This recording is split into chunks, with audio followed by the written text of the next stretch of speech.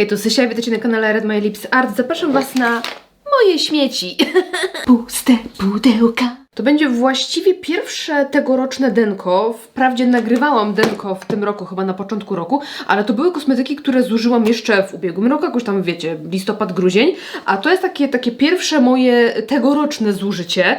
No i właśnie tak mnie naszła taka myśl, czy nie fajnie by było sobie na przykład zapisywać, ile czego zużyłam, tak żeby zrobić podsumowanie, na przykład na koniec roku, ile w ciągu roku zużywam, wiecie, serum, kremów, szamponów, bla bla bla. Dajcie mi znać, czy jest to jakaś taka ciekawa opcja, czy nie. W ogóle się zastanawiałam nad tym, czy zrobić jakiś taki inwentarz, ale u mnie tak rotują te kosmetyki, że nie wiem, czy się chcę w to bawić tak jak bardzo jak w Project Pen makijażowy, wiecie o co chodzi. Ale może tak sobie zapisywać na przykład takie zużycia, czego ile i tak dalej. Może to by było tak fajnie. Dajcie mi znać, co myślicie, a my przechodzimy do denek i zaczniemy sobie od chemii. Bo mi te butelki tutaj już stoją i mi zawalają miejsce i mi denerwują.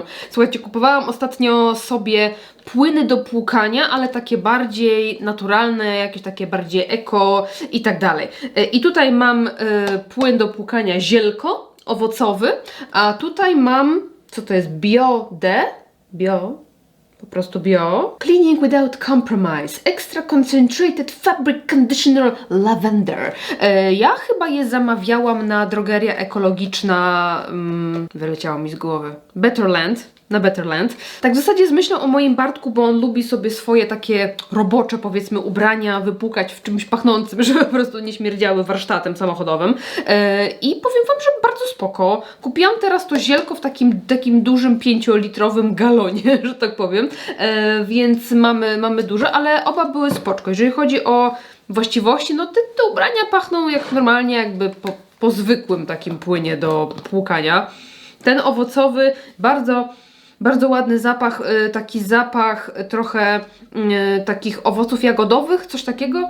Takie, wiecie, coś między jagódką, malinką, jakieś takie klimaty. Bardzo ładny zapaszek. A ten lawendowy, taki, wiecie, taka klasyczna, lekko goryczkowa, lekko taka mydlana lawenda. Bardzo, bardzo ładny zapaszek. Oba sprawdziły mi się bardzo dobrze i myślę, że jeśli będę kupowała takie, to będę kontynuować. Ja ogólnie nie do każdego prania używam płynu do płukania, jakoś nie czuję potrzeby, no ale mówię, tak jak potrzebujemy, żeby pachniało pranko, no to właśnie szukam takich troszeczkę bardziej, nie wiem, naturalnych opcji, albo mniej chemicznych, albo no nie wiem jak to nazwać, bo zawsze się ludzie czepiają, bo że wszystko jest chemią i nie wiadomo jak to nazwać. Także no szukam takich, ok? I oba były bardzo spoczko, mogę zarekomendować. No i pielęgnacja. Lecimy z pielęgnacją. Zużyłam moje standardowe chusteczki, to są w ogóle chusteczki do ciała. Możecie je kupić w Rossmanie. Tummy Care są bardzo fajne, bo są duże. Gigantyczne są te chusteczki, więc jak potrzebuję tutaj, wiecie, do pracy tam sobie, nie wiem, wytrzeć ręce czy coś, to ja wycieram ręce, potem jeszcze raz wycieram ręce, potem jakiś kosmetyk, potem biurko, potem podłogę i dopiero wyrzucam. O, zobaczcie, tu mam kolejne opakowanko. Jakby one są u mnie tak na stałe. To nie są chusteczki do demakijażu, tylko właśnie takie do czyszczenia na mokro. No tak wiecie, po prostu. Bardzo są spoko, jak potrzebujecie tego typu mokrych chusteczek, to są mega fajne, bo można sobie po prostu całe ciałko nimi umyć, nie? Wspomnienie zimy i zużyliśmy ten ochronny krem do rąk z Basic Lab, czyli ten niebieski, on jest taki bardziej właśnie tłustawo, taki półtłusto, ochronny, bardzo fajny krem do rąk, jak mamy zimą takie naprawdę, wiecie, spierzchnięte, nieprzyjemne dłonie, no to on był bardzo spoko. Mój Bartek mówi, że woli jednak te żółte, takie te klasyczne, nawilżające, że dla niego były lepsze, więc zależy jaką macie potrzebę, jeżeli chodzi o Wasze dłonie, czy bardziej nawilżenie, czy takie właśnie ochronne sytuacje. Ten też był bardzo spoczko. Zresztą chyba wszyscy wiemy, że Basic Lab ma bardzo dobre kremy do rąk i ja ich używam non-stop. Mój Bartek zużył, to jest Trycho odżywka przeciw wypadaniu włosów, odżywka z Bandy.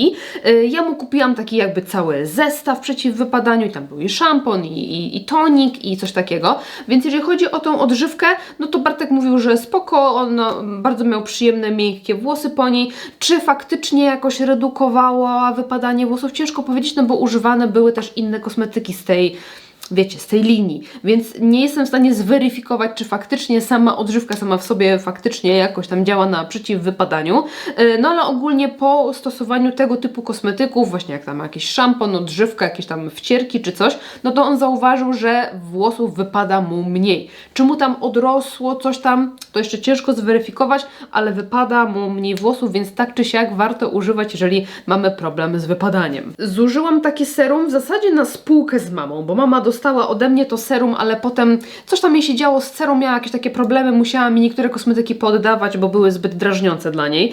I to jest stymulujące serum peptydowe i ona jest z tymi mikroigłami, takie wiecie, kłujące, że tak powiem. I ja wiecie, no tak miałam go gdzieś z tyle do zużycia. I powiem Wam, że jeżeli chodzi o efekt, jaki daje na skórze, no to powiem Wam, że petarda. Po prostu buzia taka jakaś ładna, taka napięta, taki koloryt ładny, równomierny, jednolity, no ale przyznam, że tego uczucia, tego kłucia nie... jakieś jest dla mnie takie irytujące, drażniące, więc to zależy, jak wrażliwi sensorycznie jesteście na takie rzeczy. Ja ogólnie w swoim życiu często używałam różnego rodzaju kwasów i też takich kwasów, które faktycznie szczypią, pieką skórę i jakiegoś tam, wiecie, mikronakłuwania i generalnie, no wiecie, no, jakby daje radę, nie? Ale tutaj to mnie jakoś tak irytowało trochę, nie? Było takie, to mi się jak macie w domu kaktusy i na przykład czasami zdarza Wam się, nie wiem, wytrzeć półkę czy jakiś parapet, gdzie te kaktusy stoją i potem czujecie, jak dotykacie, nie wiem, ręki czy coś, jak Wam się powbijają te igiełki, że właśnie Was wszędzie gdzieś tutaj kłuje i to jest takie nieprzyjemne. I miałam takie wrażenie właśnie, jakbym miała to na buzi, jakbym gdzieś tam miała po prostu masę tych takich kaktusowych igiełek na twarzy. A jest to oczywiście takie chwilowe uczucie, szczególnie kiedy się, wiecie, rozciera albo wklepuje, no to w tym momencie, może parę minut później. No ale to po prostu godzimy się na to, żeby po prostu mieć jakiś fajny rezultat na skórze. Ogólnie, co mnie zaskoczyło, że w ogóle buzia nie była po nim zaczerwieniona, jakaś podrażniona, bo tak spodziewałam się po tym uczuciu, jakie mam, co nie, że mnie tam coś kłuje i szczypie i jakoś tak piecze i coś tam, że będzie jakaś ta buzia podrażniona, ale nie, a mam buzię wrażliwą, więc to jest duży plus, że nie widać tego tak za bardzo na skórze, tylko jest po prostu przez chwilę takie uczucie kłucia. Nie każdy to lubi. Moja mama mówiła, że dla niej to tam okej, no po prostu igiełki, a mnie jakoś tak troszeczkę irytowało. Zużyłam też taką maść, to jest taka DIY-owa maść mojej znajomej, maść propolisowa. Tam była masa, wiecie, jakichś takich maceratów z różnych ziół i tak dalej. Oczywiście propolis. Nie jest to do kupienia, ale powiem Wam, że było to bardzo fajne właśnie na jakieś podrażnienia, jakieś swędzenie, jakieś tam coś wyskoczyło na skórze, jakieś takie rzeczy. No wiecie, taka po prostu domowa apteczka, więc też udało mi się zużyć coś takiego i używałam jej ponad rok, jakieś półtora roku? Jakieś półtora roku zużywałam. Przy dzieciach może, jak ktoś ma to tego typu rzeczy, to szybciej schodzą, no nie? A u mnie, no, ogólnie bardzo fajne, no ale nie jest nie do kupienia, także polecam, nie polecam. Zużyłam też takie wegańskie płatki pod oczy, kolagenowe i powiem Wam, kurczę, nie wiem jaka to jest firma, bo od góry tu starłam i w sensie zerwałam i nie widzę, ale wydaje mi się, że kojarzycie to gdzieś tam z drogerii, co nie? Bo to jest jakieś z drogerii. I powiem Wam, że naprawdę były spoczko. Tak fajnie ta skóra pod okiem się napinała po użyciu tych płatków, więc były naprawdę spoczko. Czy będę wracała? No, ja nie jestem jakąś taką ogromną fanką takich rzeczy w płatkach. Tak wydaje mi się, że to jest takie krótkotrwałe działanie. Jakoś tak raz na jakiś czas lubię sobie coś takiego mieć, ale nie czuję, że potrzebuję, żeby mieć to cały czas jakby w swoich zbiorach. Więc jak będę wracała kiedyś do tego typu kosmetyku, będę miała ochotę sobie coś takiego kupić, to chętnie do tego wrócę, bo było spoczko. No, było spoczko. Zużyłam krem z Effectimy. To jest ten krem pod oczy Revive Exosom. To jest krem taki z retinalem, z wąkrotką azjatycką, taki trochę stymulujący. Był taki leciutko żółtawy, więc widać, że faktycznie jest tam jakaś taka lekka zawartość retinolu. I powiem Wam, że pod kątem jakby właściwości tej stymulacji spoczko, nie jest to chyba mój ulubiony krem, jaki mam pod oczy, bo ja potrzebuję czegoś bardziej takiego łagodzącego, regenerującego. Bo wiecie, ja przy tych moich makijażach, czasami naprawdę mocnych, czasami robię, wiecie, kilka makijaży jednego dnia i ta okolica pod oczami jest taka naprawdę wołająca o pomoc. I wtedy właśnie jak mam jakiś regenerujący porządnie krem, no to on wtedy mi przynosi taką ulgę i tak dalej. Więc pod moje potrzeby ja potrzebuję czegoś łagodzącego, regenerującego, nawilżającego, ale to jeżeli chodzi o takie, wiecie, klasyczne potrzeby, kiedy nie miałam jakiegoś podrażnienia pod okiem, no to był bardzo fajny, bo i fajnie nawilżał, dobrze się wchłaniał, fajnie makijaż pod nim wyglądał, na nim wyglądał. Nie mam mu nic do zarzucenia, bardzo fajny krem i one są naprawdę w fajnej cenie, te Revive z Effective. Powiem Wam, że wszystkie te kremy, jakie testowałam, zresztą miałam współpracę, pokazywałam Wam te kremy, wszystkie jakie używałam były bardzo spoko, one są na mega fajnej cenie. Także spoko. I a propos właśnie tej Effective, kolejne mam tutaj. I tutaj jest ten do twarzy Oleosom, czyli on jest taki regenerujący, odżywczy i on jest z ceramidami, kwasami omega-3 i 6, z witaminą E i ten był po prostu wspaniały. Po prostu wspaniały.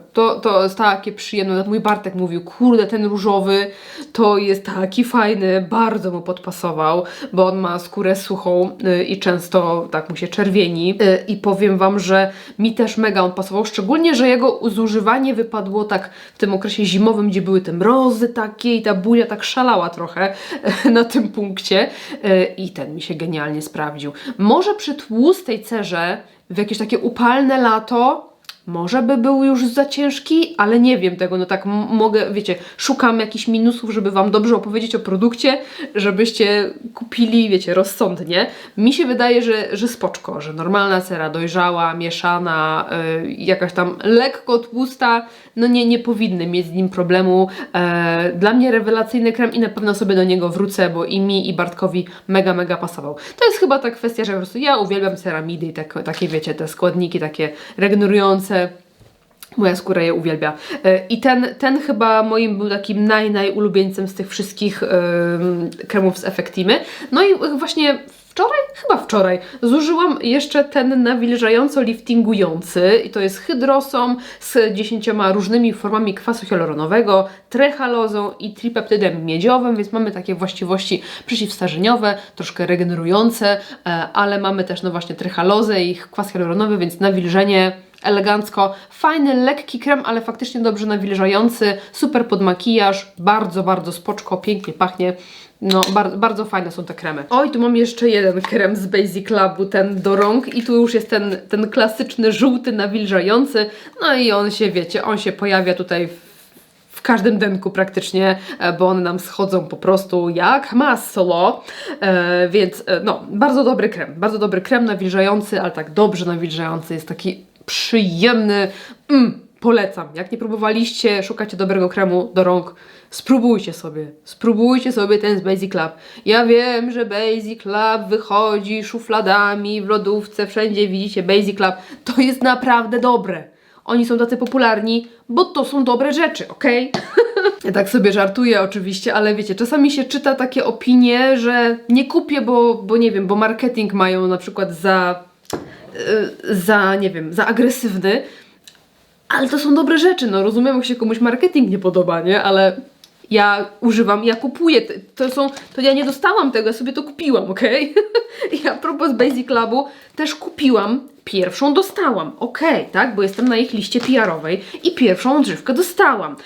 I ta mi się tak spodobała, że to jest moje, nie wiem, 3. albo 4. opakowanie. Odżywka nawilżająca do włosów z Basic Lab. Fantastyczna. Teraz używam sobie innej, bo akurat też miałam w jakiejś przesyłce PR-owej ze Stars, ale już czuję, że wrócę sobie i tak do niej, że ta była dla mnie lepsza. No jest super. Dla moich włosów takich średnio do nisko porowatych, prostych jak druty, no to rewelacja, bo nie obciąża, daje piękną taką miękkość, nawilżenie, ale też taką lekkość, że te włosy nie są takie po prostu proste jak druty, łatwiej mi się je układa, jak mam tą odżywkę, więc myślę, że i tak sobie do niej wrócę, tak czy siak. O, coś czego zabrakło w ostatnim denku, a zawsze jest, czyli pomadka do ust Alterra rumiankowa. No wiadomo, że to jest najlepsza pomadka do ust, jaka istnieje. Jeszcze jest naturalna w składzie, jest niedroga i ostatnio troszkę rzadziej i w sensie trochę dłużej ją zużywam, no bo też mam w Project Pan jakieś błyszczyki, staram się je też tak reaplikować w ciągu dnia i trochę rzadziej sięgam po tą Alterrę, no ale wiadomo, no to jest najlepsza pomadka do ust. Nie czuję potrzeby w ogóle szukania jakiegoś zamiennika, czegoś innego. Tu mam wszystko. Jest dostępna, jest niedroga, naturalny skład, świetnie działa i wiecie, że uwielbiam ją też używać sobie troszkę pod oczki, jak mi łzawią kąciczki. I za to kocham ją jeszcze bardziej. O, z tym się wymęczyłam. Tak, a propos Basic Lab, nie wszystko mi się sprawdza, ok? To znaczy, to też nie mogę powiedzieć, że mi się nie sprawdziło. To zacznijmy od tego, co to w ogóle jest. Jest to wygładzające serum na końcówki, czyli produkt do włosów. I ja tak z tą pielęgnacją włosów mam tak, że lubię taką szybką i minimalistyczną pielęgnację. Nie lubię za dużo babrania, kombinowania, nakładania 500 milionów kosmetyków. Po prostu mi się nie chce. I jeżeli chodzi o różnego rodzaju produkty na końcówki, ja ich po prostu nie znoszę. Nie wiem, na czym to polega, ale po prostu sensorycznie nałożenie tego na palce, na dłonie i potem na włosy. Straszna męczarnia. Nie wiem, wszystkie takie silikonowe olejki, silikonowe serum na włosy, nie lubię tego po prostu w uczuciu. To nie jest to, że to było złe, bo generalnie przestałam, od kilku dni w zasadzie nie używam i myślę sobie, że ono naprawdę robiło ładne te końcówki na włosach, nie?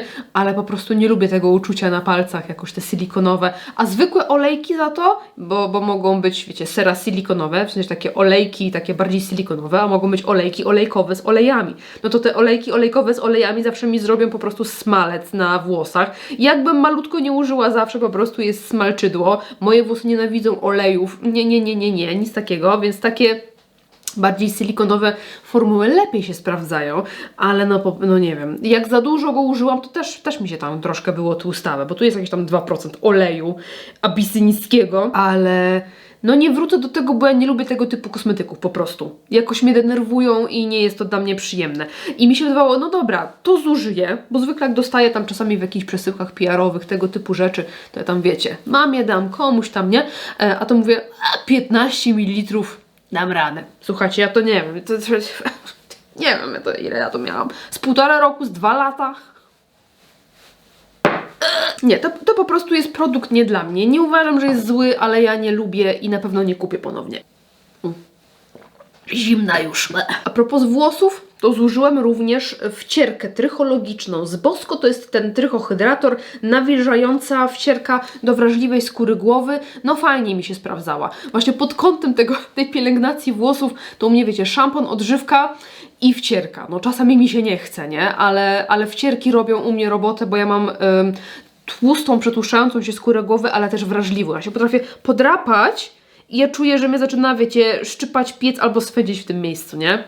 Więc ja muszę na tą skórę głowy uważać i wcierki u mnie robią mi dobrze, że tak powiem. I ta była naprawdę spoko, bo tak nawilżała tą skórę głowy, ona była mniej taka reaktywna, właśnie mniej podatna na jakieś takie podrażnienia. Fajnie nawilżała skórę głowy, ona przez to też była taka, wiecie, troszeczkę ukojona, złagodzona, była bardzo spoko. Teraz mam jeszcze tą rozgrzewającą, taką tą stymulującą i mam właśnie jakieś tam jeszcze inne, chyba właśnie z Basic Lab dostałam w PR-ze, więc też chciałabym sobie spróbować i w przyszłości myślę, że wrócę do tej, albo właśnie chciałabym też sprawdzić tą zieloną, ona jest taka seboregulująca, więc na pewno do jakiejś tam sobie wrócę, jeszcze sobie poużywam, ale właśnie myślę, że może tą zieloną, może co... Muszę sobie popatrzeć, posprawdzać, ale bardzo, bardzo Wam polecam, jeżeli macie wrażliwą i taką, wiecie, przesuszającą się skórę głowy, podatną na podrażnienia, no to było bardzo spoko. Tu mam 2 produkty marki Creamy i zaczniemy sobie od tego, mój ukochany olejek do ciała, Monoi Body Oil i w zasadzie już jestem, nie wiem, ponad połowę zużyłam drugiego takiego samego opakowania. Miałam tylko taki minus, że przy drugim opakowaniu rozwalił mi się To mi się rozwaliło. Zamieniłam sobie po prostu. Słuchajcie, tutaj utknęło to tak w środku, ten wiecie, ten taki psikacz, że ja nie jestem w stanie, ja tu próbowałam nożem, nożyczkami, czymś tam tu wyciągnąć. Tak się zakleszczyło, że nie jestem tutaj w stanie tego wyjąć. Więc, no to nie jest tanie. Jakbym, wiecie, ja dostałam, nie? Więc ja nie będę narzekała. Ale jakbym kupiła, no to bym się wkurzyła, że muszę sobie to brać i rozkręcać i tak sobie wylewać, nie? Miałam akurat drugie opakowanie, zamieniłam sobie i zapomniałam o temacie. Ale tak wiecie, no akurat tak się zdarzyło. Ogólnie olejek przepięknie pachnie. Uwielbiam ten zapach. I to jest taki olejek ujędrniający, nawilżający, ale to nie jest taki olejek suchy, tylko raczej taki zwykły olejek, nie? Że on tak wiecie, tak fajnie, tak nawilży, tak tą skórę. Kocham. I ten zapach po prostu, nie wiem co on ma w sobie. To jest teoretycznie zapach nie w moim stylu, ale uwielbiam. I ten olejek też uwielbiam. I zużyłam również olejek do mycia i do makijażu twarzy. Moringa Pure. Powiem Wam, że to jest tak wydajne. Ja nie pamiętam, kiedy ostatnio w Denku był jakiś produkt do demakijażu. Ja sobie tak próbowałam liczyć. I wydaje mi się, że ponad pół roku na pewno go używałam. Ponad. Nie wiem. Musiałabym sprawdzić. 8 miesięcy? Nie wiem. Bardzo długo go używałam. Bardzo wydajny olejek. Świetnie zmywa wszystko. Mocny makijaż, kredkę na linii wodnej, jakieś wodoodporne pierdy na oczach. Bardzo dobry olejek, więc cenowo te produkty Creamy są droższe, ale to też są naturalne kosmetyki z naturalnymi składami. Mają krótkie terminy ważności. Zawsze macie ręcznie wypisane te terminy ważności na spodzie albo gdzieś tam. Więc to trzeba wziąć pod uwagę, że nie kupujemy tych rzeczy na zapas, żeby sobie leżały w szufladzie, bo one już leżąc w szufladzie, wiecie, upływa im termin ważności. Więc polecam po prostu, jak się Wam coś kończy, to dopiero wtedy kupić. No bo tutaj nie ma jakichś, wiecie, konserwantów, czegoś tam i tak dalej, więc te terminy ważności są krótsze. Także jeżeli chodzi o to, petarda. Dla mnie petarda, nie dość, że naturalny skład, świetnie wszystko zmywa, bardzo wydajny. I love it. I love it. Myślę, że ten, nie wiem, czy już trafił, czy trafi na takiej mojej liście najlepszych produktów do demakijażu. Taki, wiecie, moje top 5 powiedzmy. Zdecydowanie. Zużyłam też balsamik z Mokosza, żurawinowy. Bardzo lubię te balsamiki z Mokosza. Są takie przyjemne, dosyć lekkie. Pięknie pachnie ten żurawinowy, taki wiecie, owocowy, kwaskowy zapaszek. Bardzo przyjemny, bardzo fajnie mi się go zimą używało. Ma tylko taki minus, że ta konsystencja tych balsamów jest taka, że jak tak nałożycie więcej, no to będą takie wiecie, takie białe smugi, że trzeba tak trochę dłużej powcierać, więc jeżeli, nie wiem, nie macie może cierpliwości do smarowania ciała albo nakładacie dużo, no to ta konsystencja Wam nie podpasuje. Ale pod kątem, no nie wiem, nawilżania, właściwości zapachu, składu, szklanego słoiczka, no to myślę, że to jest bardzo spoczko. Chętnie bym sobie wróciła, bo bardzo lubię te zapachy, jakoś tak mi mega podpasowują. Może dlatego, że one nie są tak bardzo mocno perfumowane, w sensie czuć ten zapach tak fajnie, wyraźnie, ale one pachną tak naturalnie jakby, nie? Jakbym naprawdę wąchała jakieś owocki, a nie takie, wiecie, jakieś takie syntetyczne rzeczy. Może dlatego mi ten zapach pasuje. I chciałabym popróbować sobie inne też zapaszki, bo mnie tak korcą. Tam jest chyba melon z ogórkiem i tak mnie korci. Korci mnie też, coś mnie zapycha. I korci mnie jeszcze tam coś chyba z tabaką czy z kadzidłem. Coś tam było takiego. No w każdym razie chciałabym jeszcze popróbować sobie innych zapachów, bo mają bardzo fajne. Jak szukacie naturalnych produktów, naturalnym składem, takie ekologiczne, fajne szklane słoiczki, też można je później, wiecie, do czegoś tam sobie wykorzystać. Ja czasami te słoiczki sobie zostawiam, więc no może warto spróbować. I chyba ostatni produkt i mój ukochany krem od Dr. Althea 147 Barrier Cream. No wiecie, już chyba go Wam pokazywałam. To jest moje drugie zużyte opakowanie i to jest krem, który absolutnie wielbię. No już się nie da tutaj nic wycisnąć, bo to jest aluminiowa tubka. To też jest moim zdaniem plusem. Świetny krem. Taki lekki w konsystencji, nawilżający, ale jest jednocześnie taki bogaty i treściwy, cudownie otula skórę, nawilża, łagodzi, koi, idealna do moich potrzeb, do mojej skóry, która teoretycznie jest tłusta, ale potrzebuje właśnie takich, wiecie, takich wszystkich konsystencji ceramidowych, troszeczkę tulających i sprawdza się świetnie mi i na lato, i zimą. Rewelacja, rewelacja. Chciałabym sobie spróbować jeszcze tego, gdzieś tam widziałam, polecała chyba Ali Andrea, ale też ktoś w komentarzach polecał, który to jest tam jakieś 300 coś, taki, on ponoć jest jeszcze lżejszy, więc może następnym razem może spróbuję sobie tego. Na razie mam w celu zredukować swoje zapasy, bo mam, wiecie, jak dostaję jakieś paczki PR-owe, to czasami trochę mi się tego gromadzi, tak staram się też oczywiście niektóre rzeczy, wiecie, rozdawać tutaj mamie, komuś tam sprezentować niektóre te rzeczy, ale jest trochę takie rzeczy, które chciałam po prostu sobie sprawdzić, więc chyba w najbliższym czasie nie będę kupowała ponownie tych rzeczy, tylko po prostu pozużywam to, co mam póki co. Także policzmy sobie, ile zużyłam w styczniu, lutym i w połowie marca. 2, 4, 6, 8, 10, 12, 14, 16, 18. 18 kosmetyków i 2 produkty chemiczne. To oczywiście są produkty, które też zużywałam z moim mężem. To nie jest tak, że ja tylko i wyłącznie sama tych produktów zużywam. No niektóre tak, niektóre praktycznie mój Bartek tylko zużywał. Także to jest takie, wiecie, zużycie dwuosobowe.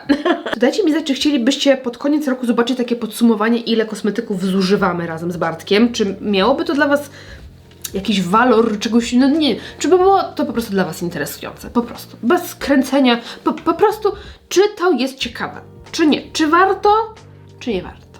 Czekam na Wasze komentarze, dziękuję Wam serdecznie za oglądanie i widzimy się w następnym odcinku. Trzymajcie się, do następnego, pa!